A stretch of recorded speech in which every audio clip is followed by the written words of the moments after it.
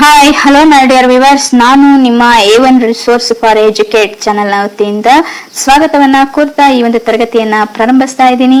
ಸ್ನೇಹಿತರೆ, ಈಗಾಗಲೇ ನಾನು ಶೈಕ್ಷಣಿಕ ಮನೋವಿಜ್ಞಾನದ ಅರ್ಥ ಮತ್ತು ವಿಧಾನಗಳು ಈ ಒಂದು ಅಧ್ಯಾಯಕ್ಕೆ ಸಂಬಂಧಿಸಿದಂತೆ ಪರೀಕ್ಷೆಗಳಲ್ಲಿ ಹೇಗೆ ಕ್ವಶನ್ಸ್ಗಳು ರೈಸ್ ಆಗುತ್ತೆ ಮತ್ತು ಅವುಗಳನ್ನ ಹೇಗೆ ಅರ್ಥ ಮಾಡ್ಕೋಬೇಕು ಮತ್ತು ಹೇಗೆ ಪತ್ತೆ ಹಚ್ಚಬೇಕು ಅನ್ನುವಂತಹ ಒಂದು ಅಂಶವನ್ನ ಈ ಹಿಂದಿನ ತರಗತಿಯಿಂದಲೂ ಕೂಡ ಹೇಳ್ತಾನೆ ಬಂದಿದ್ದೇನೆ.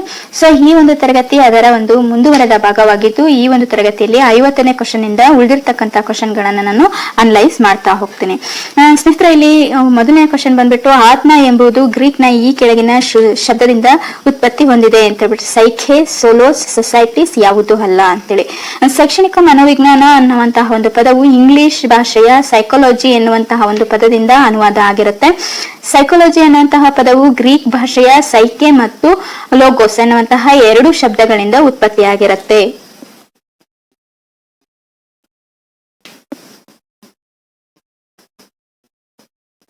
Psyche means soul, Atma.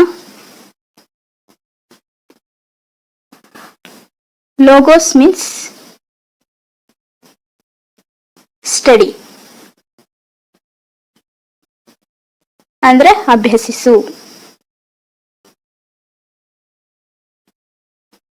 ಎನ್ನುವಂತಹ ಒಂದು ಅರ್ಥವನ್ನ ಕೊಡುತ್ತೆ. ಸೊ ಇಲ್ಲಿ ಸೈಖೆ ಅನ್ನೋದು ಸೋಲ್ ಮೀನ್ಸ್ ಆತ್ಮ ಅಂತ ಹೇಳ್ಬಿಟ್ಟು, ಅದೇ ರೀತಿಯಾಗಿ ಲೋಗೋಸ್ ಅಂತ ಹೇಳಿದ್ರೆ ಸ್ಟಡಿ ಎನ್ನುವಂತಹ ಒಂದು ಅರ್ಥವನ್ನ ಕೊಡುತ್ತೆ. ಮೀನ್ಸ್ ಅಭ್ಯಸಿಸು ಅಂತ ಹೇಳ್ಬಿಟ್ಟು, ಅಂದ್ರೆ ಆತ್ಮದ ಅಧ್ಯಯನವನ್ನ ಮನೋವಿಜ್ಞಾನ ಅಂತ ಹೇಳಿ ಕರಿತೀವಿ ಅಂತ ಪದೋತ್ಪತ್ತಿಯ ಪ್ರಕಾರವಾಗಿ ಹೇಳಲಾಗುತ್ತೆ.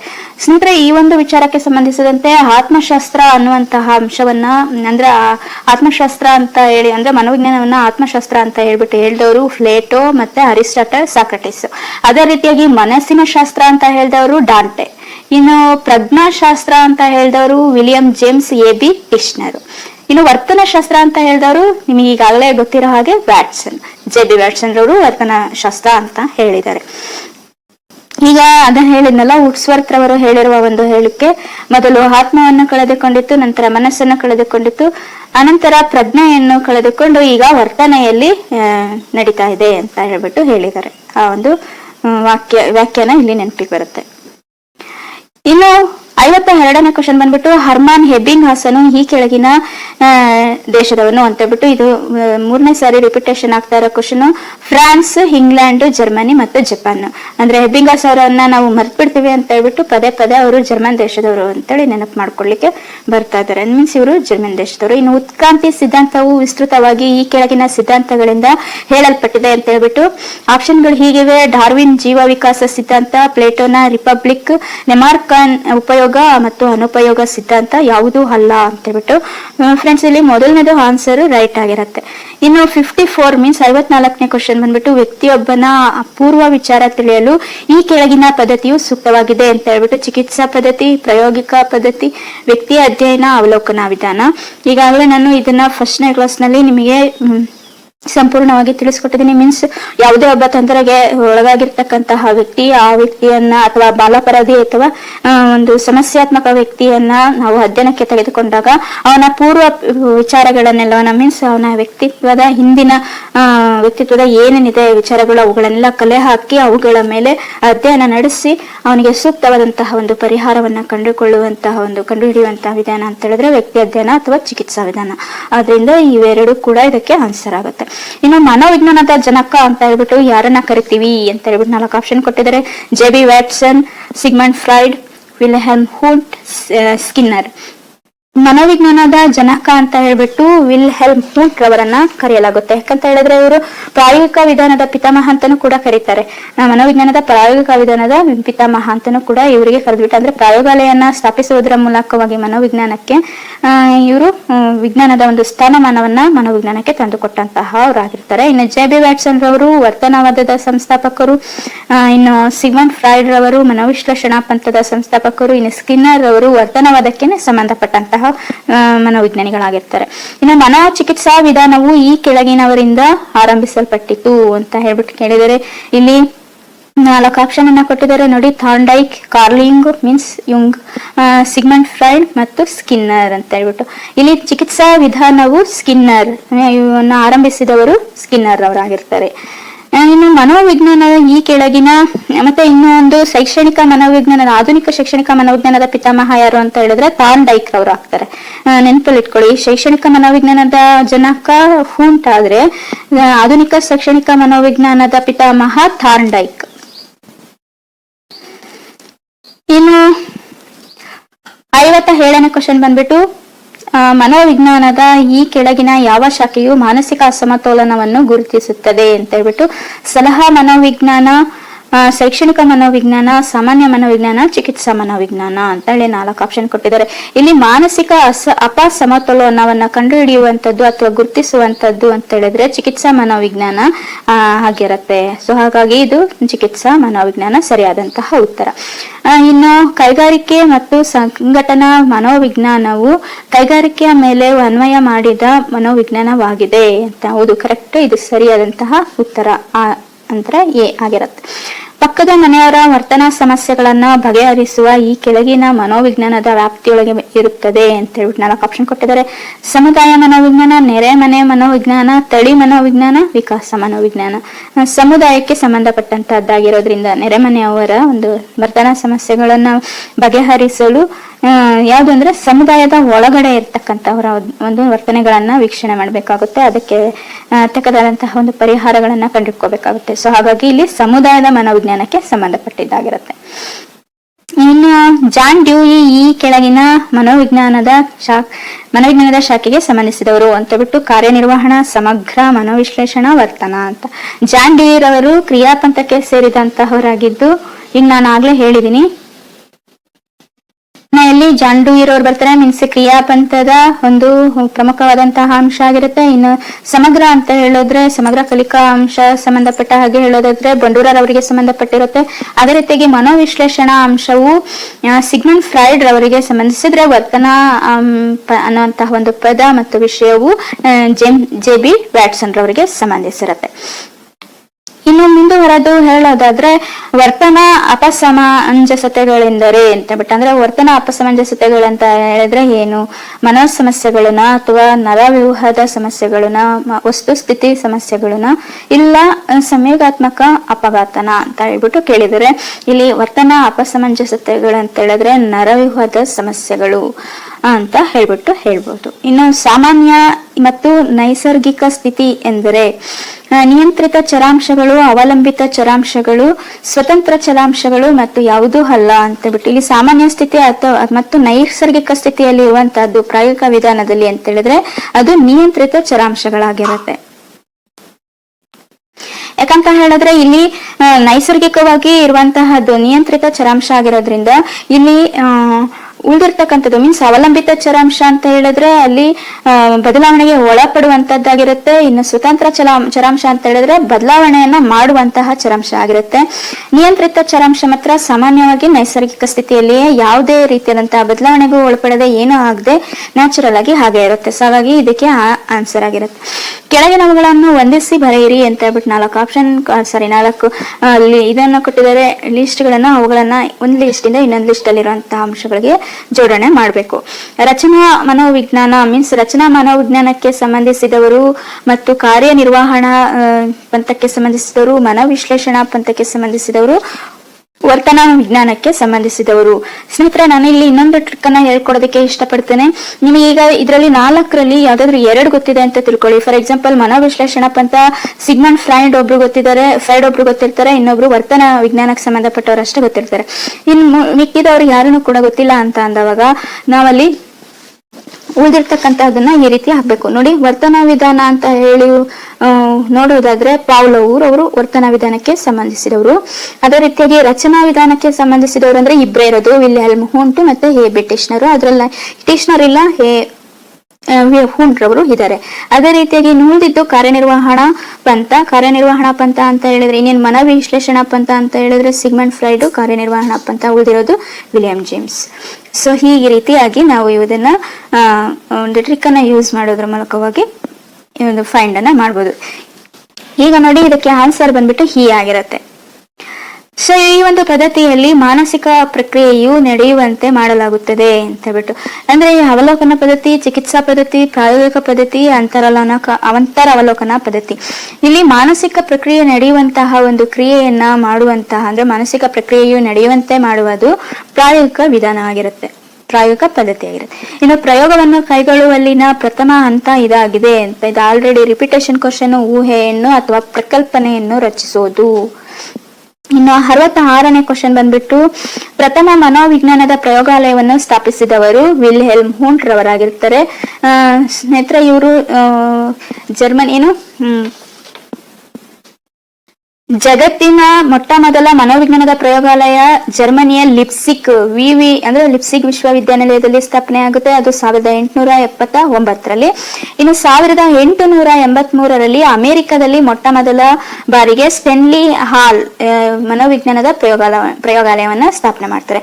ಇನ್ನು 1888ರಲ್ಲಿ ಜೇಮ್ಸ್ ಮ್ಯಾಕಿನ್ ಕ್ಯಾಟಲ್ ರವರು ಮೊಟ್ಟ ಮೊದಲ ಮನೋವಿಜ್ಞಾನದ ಪ್ರಾಧ್ಯಾಪಕರು ಅವರಾಗಿರ್ತಾರೆ.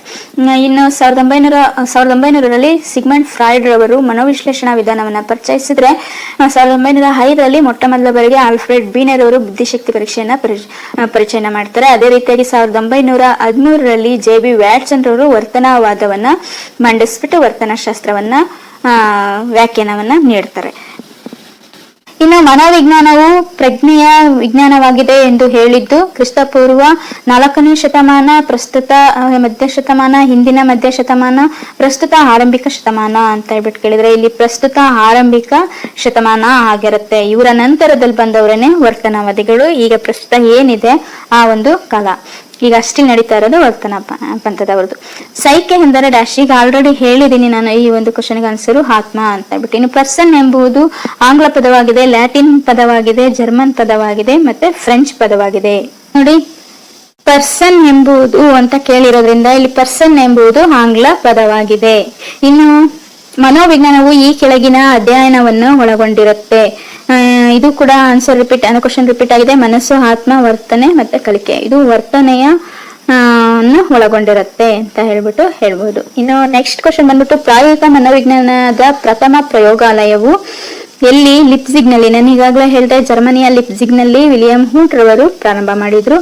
ಅದು 1879ರಲ್ಲಿ.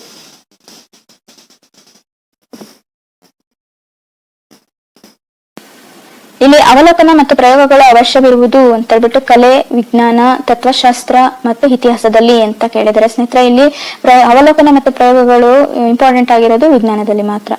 ಇನ್ನು ನೆಕ್ಸ್ಟ್ ಬಂದ್ಬಿಟ್ಟು, ಮನೋವಿಜ್ಞಾನವು ವಿಜ್ಞಾನವಾಗಿದ್ದು ಡ್ಯಾಶ್ ವರ್ತನೆ ಹಾಗೂ ಅನುಭವಗಳ ಅಧ್ಯಯನವನ್ನ ಒಳಗೊಂಡಿದೆ ಅಂತ ಹೇಳ್ಬಿಟ್ಟು, ಮನುಷ್ಯ, ಜೀವಿಗಳು, ಪ್ರಾಣಿಗಳು ಮತ್ತು ಸಸ್ಯಗಳು ಅಂತ. ಮನೋವಿಜ್ಞಾನವು ಒಂದು ಮನುಷ್ಯ ವರ್ತನೆ ಮತ್ತು ಅನುಭವ ಅಧ್ಯಯನಗಳನ್ನ ಒಳಗೊಂಡಿರುತ್ತೆ. ಇನ್ನು ಒರಿಜಿನ್ ಆಫ್ ಸ್ಪೀಸಿಸ್ ಈ ಒಂದು ಪುಸ್ತಕವು ಡ್ಯಾಶ್ಗೆ ಸಂಬಂಧಿಸಿದೆ ಅಂತ ಹೇಳ್ಬಿಟ್ಟು ಕೇಳಿದರೆ, ಮನೋವಿಜ್ಞಾನಿಗಳಿಗೆ, ಜೀವ ವಿಕಾಸಕ್ಕೆ, ಕಲಿಕೆಗೆ, ತತ್ವಶಾಸ್ತ್ರಕ್ಕೆ. ಒರಿಜಿನ್ ಆಫ್ ಸ್ಪೀಸಿಸ್ ಅನ್ನುವಂತಹ ಒಂದು ಪುಸ್ತಕವು ಡಾರ್ವಿನ್ ರವರ ಜೀವ ವಿಕಾಸಕ್ಕೆ ಸಂಬಂಧಿಸಿದಂತಹ ಒಂದು ಪುಸ್ತಕ ಆಗಿರುತ್ತೆ ಸ್ನೇಹಿತರೆ. ಇನ್ನು ಆಧುನಿಕ ಮನೋವಿಜ್ಞಾನವು ಈ ಕೆಳಗಿನ ಅಧ್ಯಯನವನ್ನ ಒಳಗೊಂಡಿದೆ. ಮೀನ್ಸ್ ಬೆಳವಣಿಗೆ, ಸಾಮಾಜೀಕರಣ, ಆತ್ಮದ ಅಥವಾ ವರ್ತನೆಯ ಅಂತ ಕೇಳಿದರೆ, ನಾನೀಗಾಗಲೇ ಹೇಳಿದ್ದೀನಿ, ಆಧುನಿಕ ಮನೋವಿಜ್ಞಾನವು ವರ್ತನೆಯ ಅಧ್ಯಯನವನ್ನ ಒಳಗೊಂಡಿರುತ್ತೆ ಅಂತ ಹೇಳ್ಬಿಟ್ಟು. ಮನೋವಿಜ್ಞಾನದ ಈ ಕೆಳಗಿನ ಯಾವ ಶಾಖೆಯ ಒಂದು ಭಾಗವನ್ನಾಗಿ ಅಧ್ಯಯನ ಮಾಡಲಾಗುತ್ತಿತ್ತು ಅಂತ ಹೇಳ್ಬಿಟ್ಟು, ತತ್ವಶಾಸ್ತ್ರ, ಸಮಾಜಶಾಸ್ತ್ರ, ಶಾರೀರಿಕ ಶಾಸ್ತ್ರ, ಮಾನವಶಾಸ್ತ್ರ ಅಂತ ಹೇಳ್ಬಿಟ್ಟು 4 ಆಪ್ಷನ್ ಕೊಟ್ಟಿದ್ದಾರೆ. ಇದು ತತ್ವಶಾಸ್ತ್ರ ಅಂತ ಹೇಳ್ಬೋದು. ಮನೋವಿಜ್ಞಾನವನ್ನ ತತ್ವಶಾಸ್ತ್ರದ ಶಾಖೆಯ ಒಂದು ಭಾಗವನ್ನಾಗಿ ಅಧ್ಯಯನ ಮಾಡಲಾಗುತ್ತಿತ್ತು. ಇದು ಮನೋವಿಜ್ಞಾನವು ಸ್ವತಂತ್ರ ಆಗೋದಕ್ಕಿಂತ ಮೊದಲು ತತ್ವಶಾಸ್ತ್ರದ ಅಡಿಯಲ್ಲಿ ಇದನ್ನ ಅಧ್ಯಯನ ಮಾಡಲಾಗುತ್ತಿತ್ತು. ಇನ್ನು ಮೂಲತಃ ಮನೋವಿಜ್ಞಾನವು ಡ್ಯಾಶ್ ವಿಜ್ಞಾನವಾಗಿದೆ ಅಂತ ಹೇಳ್ಬಿಟ್ಟು, ಆತ್ಮದ, ಹೃದಯದ, ಮಿದುಳಿನ ಚಟುವಟಿಕೆಯ ಅಂತ ಕೇಳಿದರೆ, ಇಲ್ಲಿ ವುಡ್ಸ್ವರ್ತ್ ರವರು ಹೇಳಿರತಕ್ಕಂತಹ ವಾಕ್ಯವನ್ನ ನೆನಪು ಮಾಡ್ಕೊಳ್ಳಿ. ಅದರಲ್ಲಿ ವುಡ್ಸ್ವರ್ತ್ ರವರು ಹೇಳಿದರೆ, ಆತ್ಮ ಮನಸ್ಸು ಪ್ರಜ್ಞೆನ ಕಳೆದುಕೊಂಡು ಈಗ ವರ್ತನೆಯನ್ನ ಉಳಿಸ್ಕೊಂಡಿದೆ ಅಂತ ಹೇಳ್ಬಿಟ್ಟು. ಅದೇ ರೀತಿಯಾಗಿ ಇಲ್ಲಿ ಪ್ರಾರಂಭದಲ್ಲಿ ಬರೋದು ಆತ್ಮದ ಅಧ್ಯಯನವು ಮನೋವಿಜ್ಞಾನದ ಮೂಲ ವಿಷಯ ಆಗಿರುತ್ತೆ. ಇನ್ನು ನೆಕ್ಸ್ಟ್ ಬಂದ್ಬಿಟ್ಟು, ಮನೋವಿಜ್ಞಾನವನ್ನ ಡ್ಯಾಶ್ ವಿಜ್ಞಾನವೆಂದು ಕರೆಯುತ್ತಿದ್ದರು ಅಂತ ಹೇಳ್ಬಿಟ್ಟು, ಕ್ರಿಯೆಯ, ಪ್ರಜ್ಞಾನುಭವದ, ಭಾವನೆಯ, ಪ್ರತಿಕ್ರಿಯೆಯ ಅಂತ.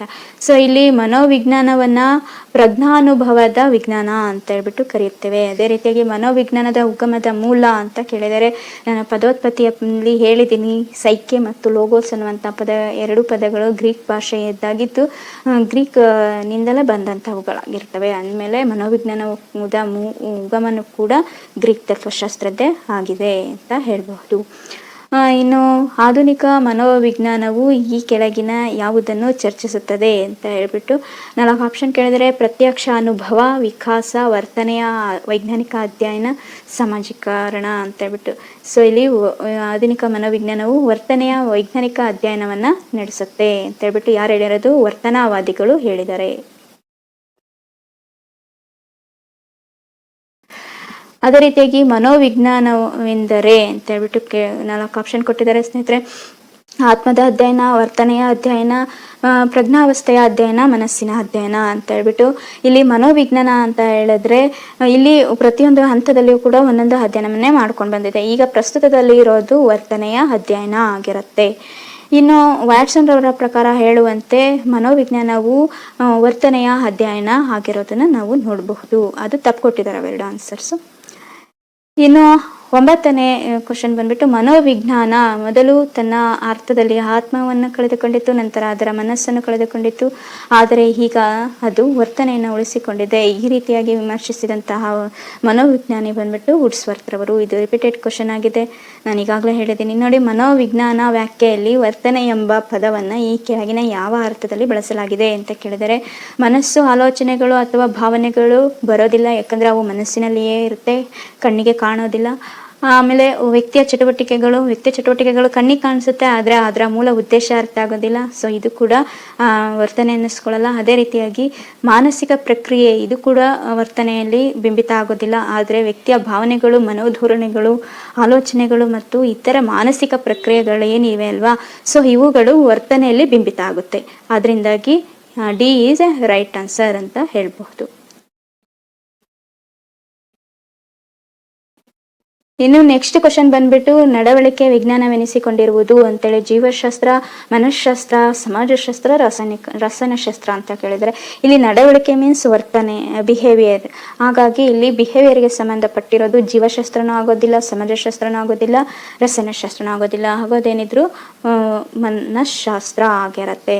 ಇನ್ನು 13ನೇ ಕ್ವಶನ್ ಬಂದ್ಬಿಟ್ಟು, ಮನೋವಿಜ್ಞಾನ ಒಂದು ವಿಜ್ಞಾನವಾಗಿ ಈ ಕೆಳಕಂಡ ಯಾವುದನ್ನು ಒಳಗೊಳ್ಳುತ್ತದೆ ಅಂತ ಕೇಳಿದರೆ, ಸಿದ್ಧಾಂತ, ಪ್ರಯೋಗಗಳು ಮತ್ತು ವೀಕ್ಷಣೆ, ಪ್ರಯೋಗಗಳು ಮತ್ತು ಅಳತೆ, ಪ್ರಯೋಗಗಳು, ವೀಕ್ಷಣೆ ಮತ್ತು ಅಳತೆ ಅಂತೇಳಿ ಇಲ್ಲಿ ಮೂರು ಅಂಶಗಳನ್ನು ಕೂಡ ಒಳಗೊಂಡಿರುತ್ತೆ ಸ್ನೇಹಿತರೆ. ಮನೋವಿಜ್ಞಾನವು ಪ್ರಯೋಗಗಳನ್ನು ಒಳಗೊಂಡಿರುತ್ತೆ, ಜೊತೆಗೆ ಅವುಗಳ ವೀಕ್ಷಣೆಯನ್ನು ಕೂಡ ಮಾಡ್ತಾ ಇರ್ತಾರೆ, ಮತ್ತು ಅವುಗಳ ಅಳತೆಯನ್ನು ಮೀನ್ಸ್ ಅನಲೈಸ್ ಮಾಡಿಬಿಟ್ಟು ಅದು ಯಾವ ರೀತಿ, ಹೇಗೆ, ಯಾಕೆ ಅನ್ನೋ ನಿಖರವಾದಂತಹ ಮಾಹಿತಿಗಳನ್ನು ಪಡೆದು ಅವುಗಳನ್ನು ಹೀಗೆ ಇರುತ್ತೆ ಅಂತ ಹೇಳ್ಬಿಟ್ಟು ಅಳತೆ ಮಾಡುವಂಥ ಒಂದು ಪ್ರಮುಖವಾದಂತಹ ಅಂಶ ಮನೋವಿಜ್ಞಾನದಲ್ಲಿ ನೋಡಬಹುದು. ಇನ್ನು ಆತ್ಮ ಮತ್ತು ಮನಸ್ಸನ್ನು ವೈಜ್ಞಾನಿಕವಾಗಿ ಅಧ್ಯಯನ ಮಾಡಲು ಸಾಧ್ಯವಿಲ್ಲ, ಏಕೆ ಎಂದರೆ ಅಂತ ಹೇಳ್ಬಿಟ್ಟು 4 ಆಪ್ಷನ್ ಅನ್ನ ಕೇಳಿದರೆ ನೋಡಿ, ಅವು ಕಲ್ಪನಾ ಸ್ವರೂಪದ್ದಾಗಿರುತ್ತೆ, ಅವು ಮೂರ್ತ ಸ್ವರೂಪದ್ದಾಗಿರುತ್ತೆ, ಅವು ಅಮೂರ್ತ ಸ್ವರೂಪದ್ದಾಗಿರುತ್ತೆ, ಅವು ಊಹಾತ್ಮಕ ಸ್ವರೂಪದ್ದಾಗಿರುತ್ತೆ. ಮನಸ್ಸು ಮತ್ತು ಆತ್ಮಗಳು ಕಣ್ಣಿಗೆ ಗೋಚರ ಆಗೋದಿಲ್ಲ, ಅವುಗಳು ಅಮೂರ್ತ ಸ್ವರೂಪದ್ದಾಗಿರುತ್ತೆ. ಸೊ ಹಾಗಾಗಿ ಅವುಗಳ ವೈಜ್ಞಾನಿಕವಾಗಿ ಅಧ್ಯಯನ ಮಾಡೋದು ಸಾಧ್ಯವಿಲ್ಲ ಅಂತ ಹೇಳ್ಬಿಟ್ಟು ಹೇಳ್ಬಹುದು.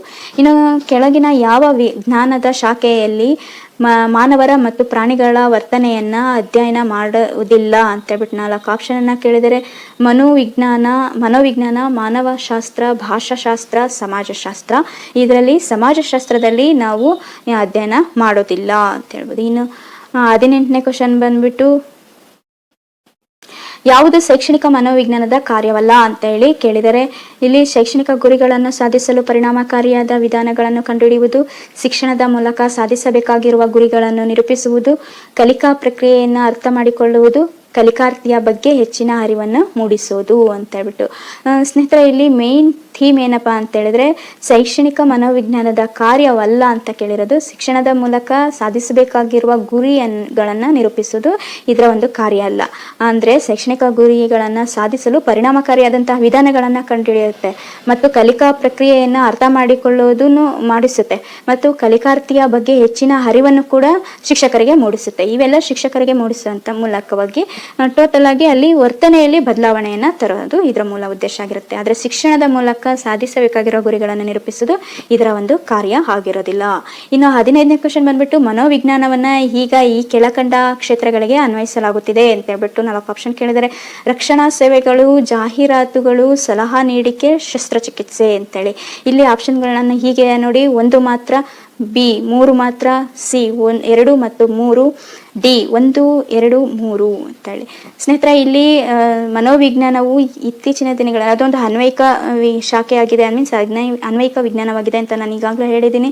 ಹಾಗಾಗಿ ಇದನ್ನು ರಕ್ಷಣಾ ಸೇವೆಗಳಲ್ಲಿಯೂ ಬಳಸ್ತಾರೆ, ಜಾಹೀರಾತುಗಳಲ್ಲಿಯೂ ಕೂಡ ಬಳಸ್ತಾರೆ, ಸಲಹಾ ನೀಡಿಕೆಯಲ್ಲೂ ಬಳಸ್ತಾರೆ, ಆದರೆ ಶಸ್ತ್ರಚಿಕಿತ್ಸೆಯಲ್ಲಿ ಬಳಸಲಾಗೋದಿಲ್ಲ. ಈ ಮೂಲಕವಾಗಿ ಮೀನ್ಸ್ ಹೇಗೆ ಅಂತ ಹೇಳಿದ್ರೆ, ರಕ್ಷಣಾ ಸೇವೆಗಳಲ್ಲಿ ಅಂತ ಹೇಳಿದ್ರೆ ಮುಂಪರು ಪರೀಕ್ಷೆಗಳು ಮತ್ತು ಕೆಲವೊಂದು ವ್ಯಕ್ತಿಗಳ ಮನಸ್ಸಿನಲ್ಲಿ ಏನಿದೆ ಮತ್ತು ಅವರು ಯಾವ ರೀತಿಯಾಗಿ ದೇಶ ರಕ್ಷಣೆಯಲ್ಲಿ ಇನ್ವಾಲ್ವ್ ಆಗ್ತಾರೆ, ಕೆಲವೊಂದು ಮೀನ್ಸ್ ರಾ ಮತ್ತು ಇನ್ನು ಕೆಲವೊಂದು ಸೀಕ್ರೆಟ್ ಆಗಿರುವಂತಹ ಕೆಲವೊಂದು ಹುದ್ದೆಗಳಿವೆ.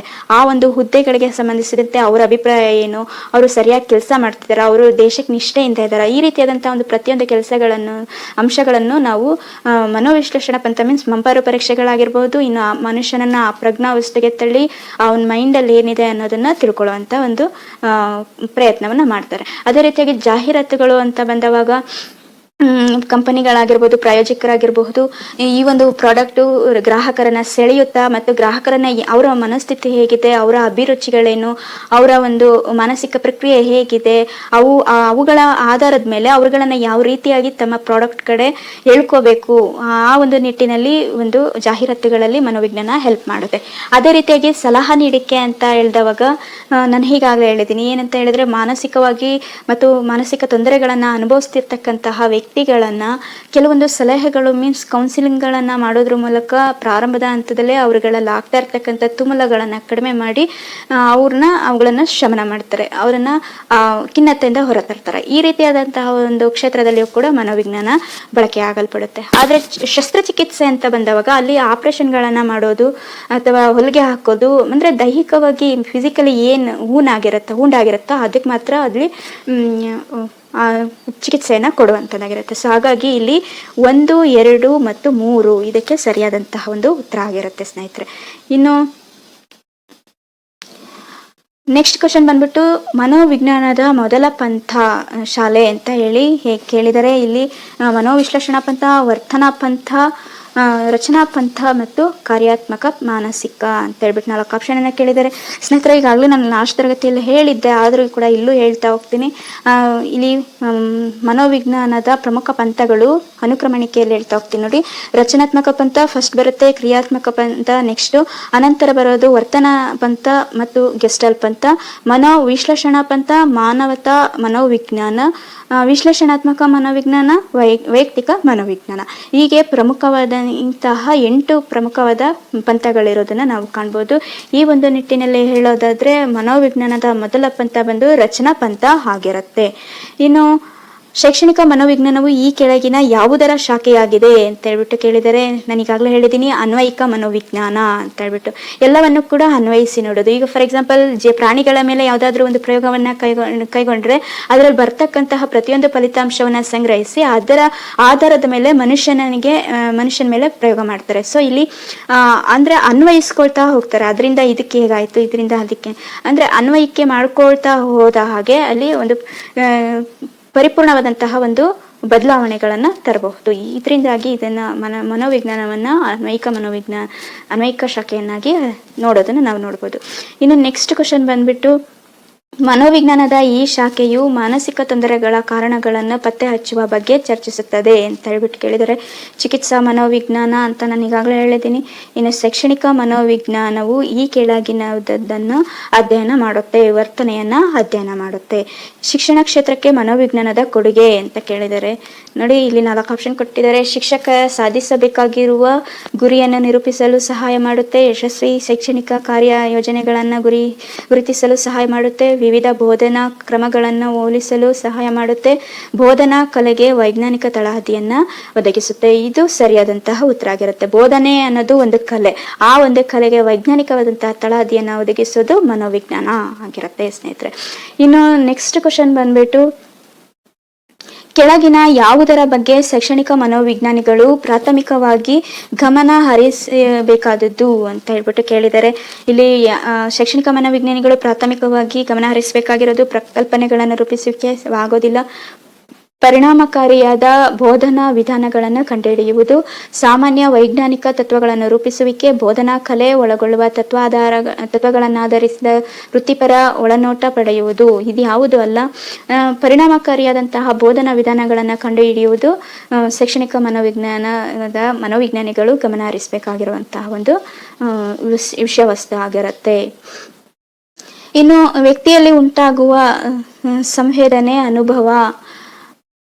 ಅನುಭವ, ಅಭಿಪ್ರೇರಣೆ, ಸ್ಮೃತಿ, ಕಲಿಕೆ ಮುಂತಾದವುಗಳನ್ನು ಕುರಿತು ಅಧ್ಯಯನ ಮಾಡುವ ಮನೋವಿಜ್ಞಾನದ ಶಾಖೆ ಅಂತ ಹೇಳ್ಬಿಟ್ಟು ಕೇಳಿದರೆ, ಇಲ್ಲಿ ಅಪಸಾಮಾನ್ಯ ಮನೋವಿಜ್ಞಾನದ ಶಾಖೆ ಬರೋದಿಲ್ಲ. ಇನ್ನು ಅಪಸಾಮಾನ್ಯ ಮನೋವಿಜ್ಞಾನದ ಶಾಖೆ ಅಂತ ಹೇಳಿದ್ರೆ, ಈಗಾಗಲೇ ನಾನು ಹೇಳಿದ್ದೀನಿ, ಏನಂತ ಹೇಳಿದ್ರೆ ಮಾನಸಿಕ ತೊಂದರೆಗಳನ್ನು ಅನುಭವಿಸ್ತಾ ಇರ್ತಕ್ಕಂತಹ ಮತ್ತು ದೈಹಿಕ ಅವುಗಳನ್ನು ಅನುಭವಿಸ್ತಾ ಇರ್ತಕ್ಕಂತಹ ವ್ಯಕ್ತಿಗಳ ಅಂದರೆ ಮಕ್ಕಳನ್ನು ಅಧ್ಯಯನ ಮಾಡುವಂತಹ ಒಂದು ಶಾಖೆ ಆಗಿರುತ್ತೆ. ಪ್ರೌಢ ಮನೋವಿಜ್ಞಾನ ಇದು ಕೂಡ ಆಗಿರೋದಿಲ್ಲ, ಸಾಮಾಜಿಕ ಮನೋವಿಜ್ಞಾನ ಕೂಡ ಆಗಿರೋದಿಲ್ಲ, ಇನ್ನು ಸಾಮಾನ್ಯ ಮನೋವಿಜ್ಞಾನ ಇದು ಸರಿಯಾದಂತಹ ಆನ್ಸರ್ ಆಗಿರುತ್ತೆ. ಇನ್ನು ಶೈಕ್ಷಣಿಕ ಮನೋವಿಜ್ಞಾನ ಒಂದು ಭೌತ ಮನೋವಿಜ್ಞಾನ, ಒಂದು ಜೀವ ವಿಜ್ಞಾನ, ಮನೋವಿಜ್ಞಾನದ ಒಂದು ಶುದ್ಧ ಶಾಖೆ, ಮನೋವಿಜ್ಞಾನದ ಒಂದು ಅನ್ವಯಿಕ ಶಾಖೆ. ಇದು ಅನ್ವಯಿಕ ಶಾಖೆ ಅಂತ ಹೇಳ್ಬೋದು ಸ್ನೇಹಿತರೆ. ಇನ್ನು ನೆಕ್ಸ್ಟ್ ಕ್ವಶನ್ ಬಂದ್ಬಿಟ್ಟು, ಬುದ್ಧಿಯನ್ನು ಮೂಲತಃ ಯಾವ ಶಾಖೆಯಲ್ಲಿ ಅಧ್ಯಯನ ಮಾಡಲಾಗುತ್ತೆ ಅಂತ ಹೇಳ್ಬಿಟ್ಟು, ಔದ್ಯೋಗಿಕ ಮನೋವಿಜ್ಞಾನ ಅಲ್ಲ, ವ್ಯಕ್ತಿತ್ವದ ಮನೋವಿಜ್ಞಾನ ಅಲ್ಲ, ಶೈಕ್ಷಣಿಕ ಮನೋವಿಜ್ಞಾನ ಮತ್ತು ಶೈಕ್ಷಣಿಕ ಮನೋವಿಜ್ಞಾನ. ಇದರಲ್ಲಿ 2 ಸರಿ ಕೊಟ್ಟಿದ್ದಾರೆ. ಇಲ್ಲಿ ವ್ಯಕ್ತಿತ್ವದ ಮನೋವಿಜ್ಞಾನ ಬರೋದಿಲ್ಲ, ಶೈಕ್ಷಣಿಕ ಮನೋವಿಜ್ಞಾನದಲ್ಲಿ ಬರುತ್ತೆ. ಬುದ್ಧಿಯನ್ನು ಮೂಲತಃ ಯಾವ ಶಾಖೆಯಲ್ಲಿ ಅಳತೆ ಮಾಡ್ತೇವೆ ಅಂತ ಹೇಳಿದ್ರೆ ಶೈಕ್ಷಣಿಕ ಮನೋವಿಜ್ಞಾನದಲ್ಲಿ. ಇನ್ನು 26ನೇ ಕ್ವಶನ್ ಬಂದ್ಬಿಟ್ಟು, ಮನೋವಿಜ್ಞಾನದ ಜ್ಞಾನವನ್ನು ಶಿಕ್ಷಣ ಕ್ಷೇತ್ರಕ್ಕೆ ಅನ್ವಯಿಸಿಕೊಳ್ಳುವ ಶಾಖೆ ಅಂತ ಹೇಳ್ಬಿಟ್ಟು ಕೇಳಿದರೆ ಶೈಕ್ಷಣಿಕ ಮನೋವಿಜ್ಞಾನ ಇದಕ್ಕೆ ಸರಿಯಾದಂತಹ ಉತ್ತರ ಆಗಿರುತ್ತೆ.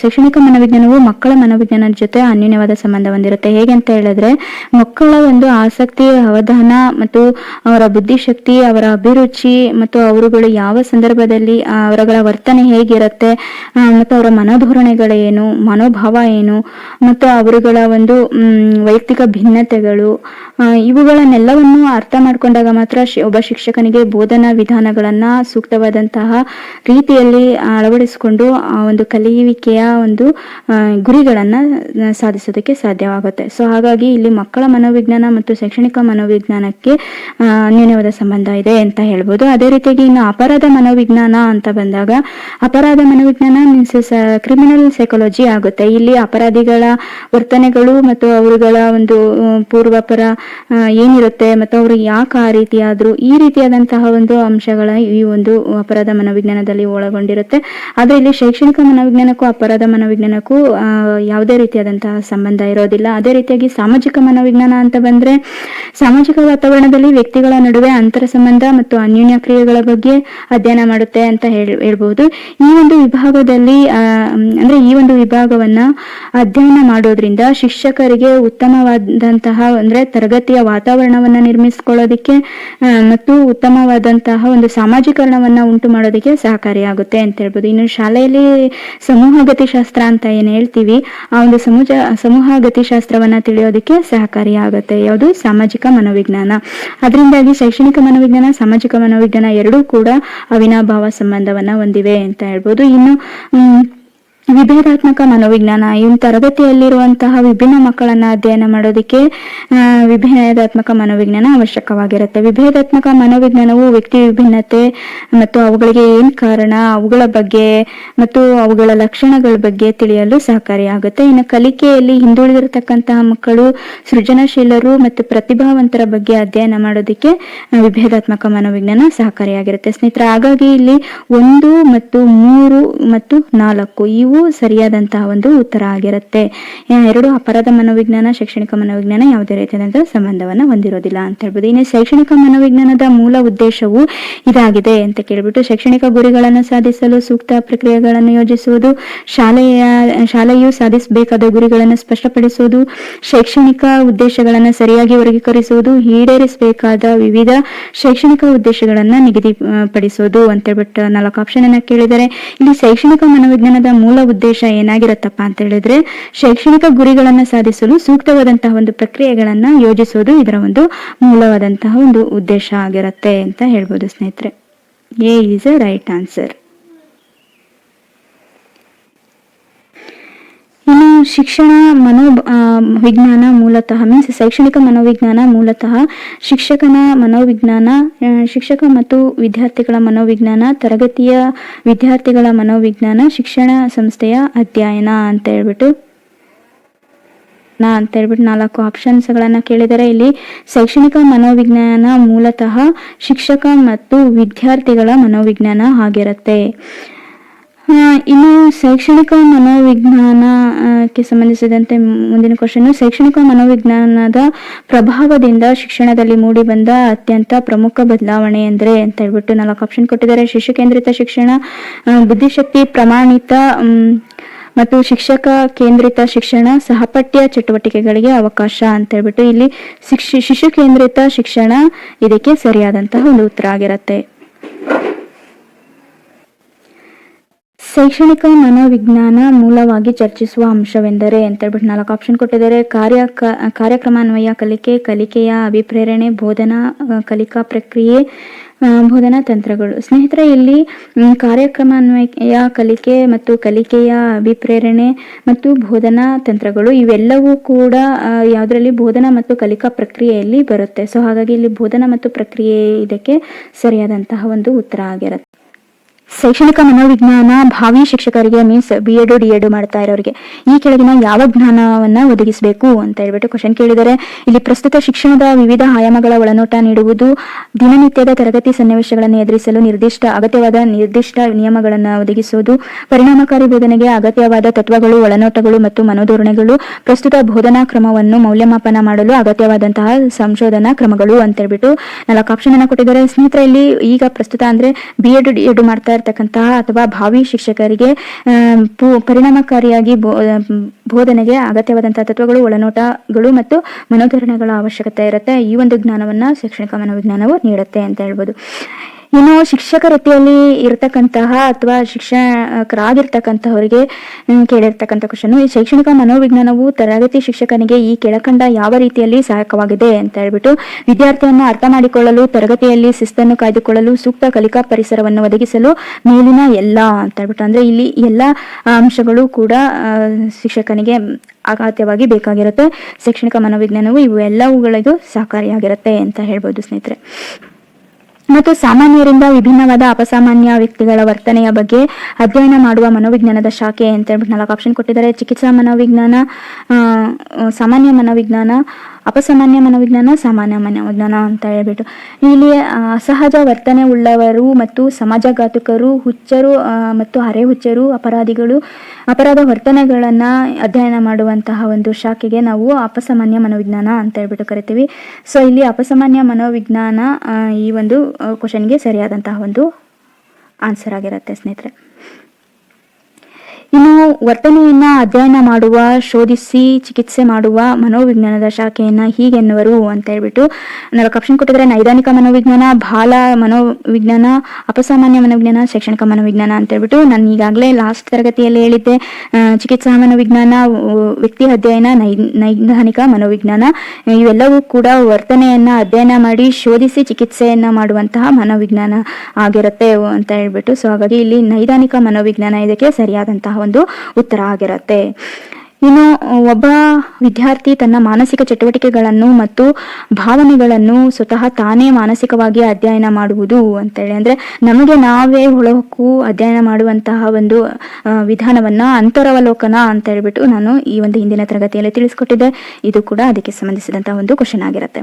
ಇನ್ನು 42ನೇ ಕ್ವಶನ್ ಬಂದ್ಬಿಟ್ಟು ಅಂತರವಲೋಕನ ವಿಧಾನ ವಸ್ತುನಿಷ್ಠವಾದದ್ದು, ವ್ಯಕ್ತಿನಿಷ್ಠವಾದದ್ದು, ಸಮಂಜಸವಾದದ್ದು, ವಿಶ್ವಾಸಾರ್ಹವಾದದ್ದು ಅಂತೇಳಿ ಕೇಳಿದರೆ ಇಲ್ಲಿ ವ್ಯಕ್ತಿನಿಷ್ಠವಾದದ್ದು ಆಗಿರುತ್ತೆ ಸ್ನೇಹಿತರೆ.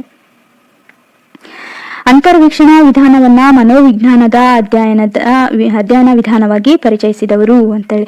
ಅಂತರ್ವೀಕ್ಷಣ ಮೀನ್ಸ್ ಅಂತರವಲೋಕನ ವಿಧಾನವನ್ನ ರಚನಾವಾದಿಗಳು ಅಂತ ಹೇಳಿದ್ರೆ ಇ ಬಿ ಟಿಶ್ನರ್ ಮತ್ತು ವಿಲ್ಹೆಲ್ಮ್ ಹುಂಟ್ ರವರು ಇವರುಗಳು ಪರಿಚಯವನ್ನ ಮಾಡಿಕೊಟ್ರು ಅಂತ ಹೇಳ್ಬೋದು. ಇಲ್ಲಿ ರಚನಾವಾದಿಗಳು ಬರ್ತಾರೆ. ಇನ್ನು ವ್ಯಕ್ತಿನಿಷ್ಠ ಸ್ವಯಂ ವೀಕ್ಷಣೆ ಅಂತ ಹೇಳಿದ್ರೆ ಪ್ರಾಯೋಗಿಕ ವಿಧಾನ, ಅಂತರವಲೋಕನ ವಿಧಾನ, ಉನ್ನತ ವೀಕ್ಷಣೆ ಮತ್ತು ಪ್ರಾಯೋಗಿಕ ವರ್ತನೆ ಅಂತ ಹೇಳ್ಬಿಟ್ಟು ಹೇಳುತ್ತೆ. ಅಂದ್ರೆ ಸ್ವಯಂ ವೀಕ್ಷಣೆ ಅಂತ ಹೇಳಿದ್ರೆ ನಥಿಂಗ್ ಬಟ್ ಅಂತರವಲೋಕನ ವಿಧಾನ ಆಗಿರುತ್ತೆ. ಸೊ ಇಲ್ಲಿ ನಮಗೆ ವ್ಯಕ್ತಿನಿಷ್ಠ ಅನ್ನೋದು ಅಷ್ಟು ಸ್ಪಷ್ಟವಾಗಿ ಬೇಗ ಅರ್ಥ ಆಗ್ಲಿಲ್ಲ ಅಂತ ಹೇಳಿದ್ರೆ ಸ್ವಯಂ ವೀಕ್ಷಣೆ ಅನ್ನೋದು ಬಹಳಷ್ಟು ಈಸಿಯಾಗಿ ಅರ್ಥ ಆಗುವಂತಹ ಒಂದು ಪದ. ಸ್ವಯಂ ವೀಕ್ಷಣೆ ಅಂತರವಲೋಕನ, ನಮಗೆ ನಾವೇ ಅವಲೋಕನವನ್ನ ಮಾಡಿಕೊಳ್ಳುವಂತಹ ಒಂದು ವಿಧಾನ ಅಂತ ಇಲ್ಲಿ ಸ್ಪಷ್ಟವಾಗಿ ತಿಳಿಬಹುದು. ಇನ್ನು ಮುಂದುವರೆದು ಹೇಳೋದಾದ್ರೆ ಅಂತರ್ವೀಕ್ಷಣೆ ವಿಧಾನವು ಮೂಲತಃ ಅಂತ ಹೇಳ್ಬಿಟ್ಟು ಕೇಳಿದರೆ ವಸ್ತುನಿಷ್ಠ ವಿಧಾನ, ಪ್ರಾಯೋಗಿಕ ವಿಧಾನ, ವ್ಯಕ್ತಿನಿಷ್ಠ ವಿಧಾನ, ವೈಜ್ಞಾನಿಕ ವಿಧಾನ ಅಂತ ಹೇಳ್ಬಿಟ್ಟು ಇಲ್ಲಿ ವ್ಯಕ್ತಿನಿಷ್ಠ ವಿಧಾನ ಆಗಿರುತ್ತೆ ಅಂತರ್ವೀಕ್ಷಣೆ. ಇನ್ನು ನೆಕ್ಸ್ಟ್ ಕ್ವಶನ್ ಬಂದು ಕೆಳಕಂಡ ಯಾವುದು ಅಷ್ಟೇನು ವಸ್ತುನಿಷ್ಠವಲ್ಲದ ವಿಧಾನ ಅಂತ ಹೇಳಿ ಕೇಳಿದರೆ ಇದು ವಸ್ತುನಿಷ್ಠ ಅಲ್ಲ, ವ್ಯಕ್ತಿನಿಷ್ಠ ಆಗಿರೋದ್ರಿಂದ ಸಮೀಕ್ಷೆನೂ ಬರೋದಿಲ್ಲ, ಪ್ರಮಾಣ ಬದ್ಧಗೊಳಿಸಿದ ಪರೀಕ್ಷೆನೂ ಬರೋದಿಲ್ಲ, ಪ್ರಯೋಗಗಳು ಕೂಡ ಬರೋದಿಲ್ಲ, ಅಂತರ್ವೀಕ್ಷಣೆ ಇದಕ್ಕೆ ಬರುತ್ತೆ. ಇನ್ನು ನೆಕ್ಸ್ಟ್ ಕ್ವಶನ್ ಸ್ನೇಹಿತರೆ, ಅಂತರ್ವೀಕ್ಷಣಾ ವಿಧಾನವನ್ನು ಟೀಕಿಸಿದ ಮನೋವಿಜ್ಞಾನಿಗಳು ಅಂತೇಳಿ. ಅಂದ್ರೆ ಒಂದು ಯಾರು ಅಂತರ್ವೀಕ್ಷಣಾ ವಿಧಾನ ಅಂತ ಹೇಳಿದ್ರೆ ರಚನಾವಾದಿಗಳನ್ನ ಟೀಕಿಸಿದಂತಹ ಮನೋವಿಜ್ಞಾನಿಗಳು ಅಂತ ಹೇಳಿದ್ರೆ ಯಾರು? ಜೆ.ಬಿ. ವ್ಯಾಟ್ಸನ್ ಯಾವ್ದ್ರಲ್ಲಿ ಬರ್ತಾರೆ? ಅವರು ವರ್ತನಾ ಪಂಥದವರು ಆಗಿರ್ತಾರೆ. ಸೊ ಇಲ್ಲಿ ವರ್ತನವಾದಿಗಳು ಯಾರನ್ನ? ವಿಲ್ಹೆಲ್ಮ್ ಹುಂಟ್ ಮತ್ತೆ ಇ ಬಿ ಟಿಶ್ನರ್ ಅವರನ್ನ ಜೆ.ಬಿ. ವ್ಯಾಟ್ಸನ್, ಪೌಲವು, ಸ್ಕಿನ್ನರ್, ಗುತ್ರಿ ಇವರುಗಳು ಟೀಕಿಸ್ತಾ ಹೋಗ್ತಾರೆ ಅಂತ ಹೇಳ್ಬೋದು. ಅವಲೋಕಿತ ವರ್ತನೆಗೆ ಒತ್ತು ನೀಡುವ ಮನೋವಿಜ್ಞಾನದ ಸಂಪ್ರದಾಯ ಅಂತ ಹೇಳ್ಬಿಟ್ಟು ಮೀನ್ಸ್ ಅವಲೋಕಿತ ವರ್ತನೆಗೆ ಒತ್ತು ನೀಡುವಂತಹ ಮನೋವಿಜ್ಞಾನ ಇದು ವರ್ತನವಾದನ ಅಥವಾ ಗಿಸ್ಟಲ್ವಾದ, ರಚನಾವಾದ, ಮಾನವತಾವಾದ ಇದರಲ್ಲಿ ಯಾವುದು ಅಂತ ಕೇಳಿದರೆ ಅವಲೋಕಿತ ವರ್ತನೆಗೆ ಒತ್ತು ನೀಡುವಂತಹದ್ದು ವರ್ತನವಾದ ಆಗಿರುತ್ತೆ. ಯಾಕಂತ ಹೇಳಿದ್ರೆ ಇಲ್ಲಿ ಅವಲೋಕಿತ ಅಂದ್ರೆ ವರ್ತನೆಯನ್ನ ಅವಲೋಕಿಸುವಂತಹ ಒಂದು ಅಂಶ ಈ ಒಂದು ವರ್ತನವಾದಿ ಅವ್ರದ್ದಾಗಿರುತ್ತೆ. ಸೊ ಹಾಗಾಗಿ ಇಲ್ಲಿ ವರ್ತನವಾದಕ್ಕೆ ಸಂಬಂಧಿಸಿದ್ದಾಗಿರುತ್ತೆ ಸ್ನೇಹಿತರೆ. ಇನ್ನು 49ನೇ ಕ್ವಶನ್ ಬಂದ್ಬಿಟ್ಟು ಆಧುನಿಕ ವರ್ತನವಾದದ ಸಾಮಾನ್ಯ ನಮೂನೆಯು ಈ ಕೆಳಕಂಡ ಯಾರ ಆರಂಭಿಕ ಕಾರ್ಯದಿಂದ ಮೂಡಿತು ಅಂತ ಹೇಳ್ಬಿಟ್ಟು ಕೇಳಿದ್ರೆ ವರ್ತನವಾದ ಜೇಮ್ಸ್ ವ್ಯಾಟ್ಸನ್ ರವರ ಒಂದು ಕಾಲದಿಂದ ಮೂಡಿ ಬಂತು, ಅವರ ಒಂದು ಕಾರ್ಯದಿಂದ ಮೂಡಿಬಂತು ಅಂತ ಹೇಳ್ಬೋದು. ಇನ್ನು 50ನೇ ಕ್ವಶನ್ ಬಂದ್ಬಿಟ್ಟು ಮತ್ತೋರ್ವ ವ್ಯಕ್ತಿಯ ವರ್ತನೆಯನ್ನ ಕ್ರಮಬದ್ಧವಾಗಿ ಅವಲೋಕಿಸುವುದನ್ನು ಡ್ಯಾಶ್ ಎನ್ನುವರು ಅಂತೇಳಿ. ವ್ಯಕ್ತಿ ಅಧ್ಯಯನ, ವಸ್ತುನಿಷ್ಠ ವೀಕ್ಷಣೆ, ಅಂತರ್ವೀಕ್ಷಣೆ, ವಸ್ತುನಿಷ್ಠ ವೀಕ್ಷಣೆ ಅಂತ ಹೇಳ್ಬಿಟ್ಟು ಮತ್ತೋರ್ವ ವ್ಯಕ್ತಿಯ ವರ್ತನೆಯನ್ನ ಅಧ್ಯಯನ ಮಾಡುವುದು ವಸ್ತುನಿಷ್ಠ ವೀಕ್ಷಣೆ ಆಗಿರುತ್ತೆ. ಒಬ್ಬ ವ್ಯಕ್ತಿಯ ಚಟುವಟಿಕೆಗಳನ್ನ ಬಹಿರಂಗವಾಗಿ ಕಂಡು ಅವುಗಳ ಕಾರಣ ಮತ್ತು ಪರಿಣಾಮಗಳನ್ನು ಕಲ್ಪಿಸುವಿಕೆಯನ್ನು ಡ್ಯಾಶ್ ಎನ್ನುವರು. ವೀಕ್ಷಣೆ, ಪ್ರಯೋಗ, ಅಂತರವಲೋಕನ, ಅನುಗಮನ. ಸ್ನೇಹಿತರೆ ಇಲ್ಲಿ ವೀಕ್ಷಣೆ ಮತ್ತು ಅಂದ್ರೆ ವರ್ತನವಾದ, ರಚನಾವಾದ, ಕ್ರಿಯಾವಾದ ಮತ್ತು ಇನ್ನೊಂದು ಈ ಒಂದು ವಾದಗಳಿಗೆ ಸಂಬಂಧಿಸಿದಂತೆ 8 ವಾದಗಳಿದೆ ಅಲ್ವಾ? ರಚನಾವಾದ, ಕ್ರಿಯಾವಾದ, ವರ್ತನವಾದ, ಗೆಸ್ಟಲ್ವಾದ ಮತ್ತೆ ವಿಶ್ಲೇಷಣಾತ್ಮಕ ಮನೋವಿಜ್ಞಾನ ಮತ್ತೆ ಮಾನವತಾವಾದ ಮತ್ತೆ ವೈಯಕ್ತಿಕ ಮನೋವಿಜ್ಞಾನವಾದ. ಈ ಎಲ್ಲಾ ವಾದಗಳಿಗೆ ಸಂಬಂಧಿಸಿದಂತೆ ಯಾವ ರೀತಿಯಾದಂತಹ ಒಂದು ಕ್ವಶನ್ಸ್ ಗಳನ್ನ ಕೇಳ್ತಾರೆ ಅನ್ನೋ ಒಂದು ದೃಷ್ಟಿಯಿಂದ ನಾನು ನಿಮಗೆ ಈ ಒಂದು ಕ್ವಶನ್ಸ್ ಗಳನ್ನ ವಿಶ್ಲೇಷಣೆ ಮಾಡ್ತಾ ಇರೋದು. ಒಬ್ಬ ವ್ಯಕ್ತಿಯ ಚಟುವಟಿಕೆಗಳನ್ನ ಬಹಿರಂಗವಾಗಿ ಕಂಡು ಅವುಗಳ ಕಾರಣ ಮತ್ತು ಪರಿಣಾಮಗಳನ್ನ ಕಲ್ಪಿಸುವಿಕೆಯನ್ನ ಡ್ಯಾಶ್ ಎನ್ನುವರು ಅಂತೇಳಿ. ಬಹಿರಂಗವಾಗಿ ಒಬ್ಬ ವ್ಯಕ್ತಿಯ ಚಟುವಟಿಕೆಗಳನ್ನ ಕಾರಣ ಪರಿಣಾಮಗಳನ್ನ ತಿಳಿಯುವಿಕೆ, ಕಲ್ಪಿಸುವಿಕೆಗೆ ನೋಡುವಂತಹ ಒಂದು ಅಂಶ ಅಂತ ಹೇಳಿದ್ರೆ ಅದು ವೀಕ್ಷಣೆ ಆಗಿರುತ್ತೆ ಅಂತ ಹೇಳ್ಬೋದು ಸ್ನೇಹಿತರೆ. ಇಲ್ಲಿ ಇನ್ನೊಂದು ಕ್ವಶನ್ ಬಂದ್ಬಿಟ್ಟು, ಪ್ರಾಣಿ ಶಾಸ್ತ್ರಜ್ಞ ಕಾಡಿನಲ್ಲಿ ಒಂದು ಹುಲಿಯ ಜೀವನ ಶೈಲಿಯನ್ನು ವೀಕ್ಷಿಸುತ್ತಾನೆ. ಈ ತರದ ವೀಕ್ಷಣೆಯನ್ನು ಡ್ಯಾಶ್ ಎಂದು ಕರೆಯುತ್ತಾರೆ ಅಂತ ಹೇಳ್ಬಿಟ್ಟು. ಸಾಮಾನ್ಯವಾಗಿ ಸ್ವಾಭಾವಿಕ ಸನ್ನಿವೇಶದಲ್ಲಿ ನೋಡುವಂತಹ ಒಂದು ವೀಕ್ಷಣೆ ಅಥವಾ ನೋಟಗಳೆಲ್ಲವೂ ಕೂಡ ಸ್ವಾಭಾವಿಕ ವೀಕ್ಷಣೆನೇ ಆಗಿರ್ತವೆ. ಇನ್ನು ಆರ್ನಾಲ್ಡ್ ಗೆಸ್ಸಾಲ್ ಎಂಬುವವನು ಅಂತ ಹೇಳ್ಬಿಟ್ಟು ಮಕ್ಕಳ ತಜ್ಞನಾಗಿದ್ದ, ಮಕ್ಕಳ ವಿಜ್ಞಾನಿಯಾಗಿದ್ದ, 1 ಮತ್ತು 2 ಸರಿಯಾಗಿದೆ, ಶಿಶು ಮನೋವಿಜ್ಞಾನಿಯಾಗಿದ್ದ ಅಂತ. ಆರ್ನಾಲ್ಡ್ ಗೆಸಾಲ್ ರವರು ಶಿಶು ಮನೋವಿಜ್ಞಾನಿಯಾಗಿದ್ರು ಅಂತ ಹೇಳ್ಬೋದು. ಇನ್ನು 54ನೇ ಕ್ವಶನ್ ಬಂದ್ಬಿಟ್ಟು, ವ್ಯಕ್ತಿಯ ವರ್ತನೆಯನ್ನು ತಿಳಿಯಲು ಇದು ಅತ್ಯಂತ ಸರಳ ಹಾಗೂ ವೆಚ್ಚದಾಯಕವಲ್ಲದ ವಿಧಾನ ಅಂತ ಹೇಳ್ಬಿಟ್ಟು ಕೇಳಿದರೆ, ಅದರಲ್ಲಿ 4 ಆಪ್ಷನ್ ಕೊಟ್ಟಿದ್ದಾರೆ. ವೀಕ್ಷಣೆ, ಪ್ರಾಯೋಗಿಕ ವಿಧಾನ, ಪರೀಕ್ಷಾ ವಿಧಾನ, ವ್ಯಕ್ತಿ ಅಧ್ಯಯನ ಅಂತ ಹೇಳ್ಬಿಟ್ಟು. ಇಲ್ಲಿ ವೀಕ್ಷಣೆ ಮಾಡೋದಕ್ಕೆ ಯಾವುದೇ ರೀತಿಯಾದಂತಹ ಖರ್ಚಾಗೋದಿಲ್ಲ. ಸ್ವಾಭಾವಿಕ ಸನ್ನಿವೇಶ ಬೇರೆ ಆಗಿರುತ್ತೆ. ಸ್ವಾಭಾವಿಕ ಸನ್ನಿವೇಶದಲ್ಲಿ ವ್ಯಕ್ತಿಯ ವರ್ತನೆಗಳನ್ನು ಅಥವಾ ಮಕ್ಕಳ ವರ್ತನೆಗಳನ್ನು ಅಧ್ಯಯನ ಮಾಡಿ ಅನಾಲಿಸಿಸ್ ಮಾಡೋ ಒಂದು ವಿಧಾನ ಆಗಿರೋದ್ರಿಂದ ಇಲ್ಲಿ ವೀಕ್ಷಣೆಗೆ ಯಾವುದೇ ರೀತಿಯಾದಂತಹ ಒಂದು ಖರ್ಚು ಇರೋದಿಲ್ಲ. ಬಹಳಷ್ಟು ಮಿತ ವ್ಯಯಕಾರಿ ಆಗಿರುತ್ತೆ ಅಂತ ಹೇಳ್ಬೋದು ಸ್ನೇಹಿತರೆ. ಇನ್ನು ಮುಂದುವರೆದು ಹೇಳೋದಾದ್ರೆ, ವೀಕ್ಷಣಾ ವಿಧಾನ ಈ ಕೆಳಗಿನ ಯಾವ ವೀಕ್ಷಣೆಯ ವಿಧಾನಗಳನ್ನ ಒಳಗೊಂಡಿದೆ? ನಿಯಂತ್ರಿತ ವೀಕ್ಷಣೆ, ಭಾಗಶಃ ನಿಯಂತ್ರಿತ ವೀಕ್ಷಣೆ, ಸ್ವತಂತ್ರ ವೀಕ್ಷಣೆ, ಅಂತರ್ವೀಕ್ಷಣೆ ಅಂತ ಹೇಳ್ಬಿಟ್ಟು 4 ಆಪ್ಷನ್ ಅನ್ನು ಕೊಟ್ಟಿದ್ದಾರೆ. ಇಲ್ಲಿ ನಿಯಂತ್ರಿತ ವೀಕ್ಷಣೆ ಮತ್ತು ಭಾಗಶಃ ನಿಯಂತ್ರಿತ ವೀಕ್ಷಣೆ ಮತ್ತು ಸ್ವತಂತ್ರ ವೀಕ್ಷಣೆ. ಅಂತರ್ವೀಕ್ಷಣೆ ಬರೋದಿಲ್ಲ. ಅಂತರ್ವೀಕ್ಷಣೆ ಅಂತ ಹೇಳಿದ್ರೆ ಅಂತರಾವಲೋಕನಕ್ಕೆ ಸಂಬಂಧಿಸಿರುತ್ತೆ. ಇಲ್ಲಿ ವರ್ತನಾವಧಿಗಳಿಗೆ ಸಂಬಂಧಿಸಿದಂತೆ ಅಥವಾ ವರ್ತನೆಗಳನ್ನ ಅವಲೋಕಿಸುವುದಕ್ಕೆ ಸಂಬಂಧಿಸಿದಂತೆ 1, 2, 3 ಈ 3 ಆಪ್ಷನ್ಗಳು ಸರಿಯಾಗಿರುತ್ತೆ ಅಂತ ಹೇಳ್ಬೋದು ಸ್ನೇಹಿತರೆ. ಇನ್ನು ನೆಕ್ಸ್ಟ್ ಕ್ವಶನ್ ಬಂದ್ಬಿಟ್ಟು, ಸಹಭಾಗಿ ಅವಲೋಕನದ ಪ್ರಮುಖ ಮಿತಿ ಎಂದರೆ ಎಲ್ಲಾ ಬಾಹ್ಯ ವರ್ತನೆಗಳನ್ನು ವೀಕ್ಷಿಸಲು ಯಶಸ್ವಿಯಾಗಿರುವುದು. ಅನುರೂಪ ಸನ್ನಿವೇಶದಲ್ಲಿ ವಿವಿಧ ವ್ಯಕ್ತಿಗಳು ವಿವಿಧ ಮತ್ತು ಇನ್ನೊಂದು ಸಿ ಬಂದ್ಬಿಟ್ಟು, ವೀಕ್ಷಕರ ವಸ್ತುನಿಷ್ಠ ಅವಲೋಕನಕ್ಕೊಳಪಟ್ಟ ವ್ಯಕ್ತಿಯ ಸ್ವಾಭಾವಿಕ ವರ್ತನೆ ಅಂತ ಹೇಳ್ಬಿಟ್ಟು 4 ಆಪ್ಷನ್ಸ್ ಅನ್ನ ಕೇಳಿದರೆ, ಇದರಲ್ಲಿ ಅವಲೋಕನಕ್ಕೊಳಪಟ್ಟ ವ್ಯಕ್ತಿಯ ಸ್ವಾಭಾವಿಕ ವರ್ತನೆ. ಸ್ನೇಹಿತರೆ, ಈಗಾಗಲೇ ನಾನು ಶೈಕ್ಷಣಿಕ ಮನೋವಿಜ್ಞಾನದ ಅರ್ಥ ಮತ್ತು ವಿಧಾನಗಳು ಈ ಒಂದು ಘಟಕಕ್ಕೆ ಸಂಬಂಧಿಸಿದಂತೆ ಈ ಹಿಂದಿನ ತರಗತಿ ಮತ್ತು ಈ ತರಗತಿ 2 ತರಗತಿಗಳಿಂದಲೂ ಸುಮಾರು 100ಕ್ಕೂ ಹೆಚ್ಚು ಕ್ವಶನ್ಸ್ಗಳನ್ನು ಅನಲೈಸ್ ಮಾಡಿರ್ತೇನೆ. ಸುಮಾರು ಇನ್ನೂ 65ರಿಂದ 80 ಕ್ವಶನ್ಸ್ಗಳು ಹಾಗೆ ಉಳಿದಿರುತ್ತೆ. ಇದನ್ನು ನೆಕ್ಸ್ಟ್ ತರಗತಿಯಲ್ಲಿ ನಾನು ಅನಲೈಸ್ ಮಾಡಿಕೊಡ್ತೇನೆ. ಯಾಕಂತ ಹೇಳಿದರೆ ಇದೇ ಒಂದು ತರಗತಿಯಲ್ಲಿ ಅನಲೈಸ್ ಮಾಡಲಿಕ್ಕೆ ಹೋದರೆ ತರಗತಿಯ ಅವಧಿ ವಿಸ್ತರಣೆ ಆಗುತ್ತೆ ಮತ್ತು ನಿಮಗೂ ಕೂಡ ಕೇಳೋದಕ್ಕೆ ಬೋರ್ ಅನಿಸ್ಬೋದು. ಸೊ ಹಾಗಾಗಿ ನಾನು ಈ ಒಂದು ಲೆಸನ್ಗೆ ಸಂಬಂಧಿಸಿದಂತಹ ಒಂದು ಕ್ವಶನ್ಸ್ಗಳನ್ನು 3 ತರಗತಿಗಳನ್ನಾಗಿ ಮಾಡಿ ವಿಶ್ಲೇಷಣೆ ಮಾಡೋದಕ್ಕೆ ಇಷ್ಟಪಡ್ತಾ ಇದ್ದೀನಿ. ಸ್ನೇಹಿತರೆ, ಇಲ್ಲಿ ಈ ಒಂದು ತರಗತಿ ನಿಮಗೆ ಇಷ್ಟ ಆಗಿತ್ತು ಮತ್ತು ಈ ವಿಶ್ಲೇಷಣೆ ನಿಮಗೆ ಇಷ್ಟ ಆಗಿತ್ತು ಅಂತ ಹೇಳಿದರೆ ಲೈಕ್ ಮಾಡಿ, ಶೇರ್ ಮಾಡಿ, ಕಮೆಂಟ್ ಮಾಡಿ. ನನ್ನ ಚಾನಲ್ಗೆ ಹೊಸಬ್ರಾಗಿದ್ದರೆ ಸಬ್ಸ್ಕ್ರೈಬ್ ಮಾಡಿ ಹಾಗೂ ಪಕ್ಕದಲ್ಲೇ ಇರ್ತಕ್ಕಂತಹ ಬೆಲ್ ಐಕನನ್ನು ಟಚ್ ಮಾಡಿ.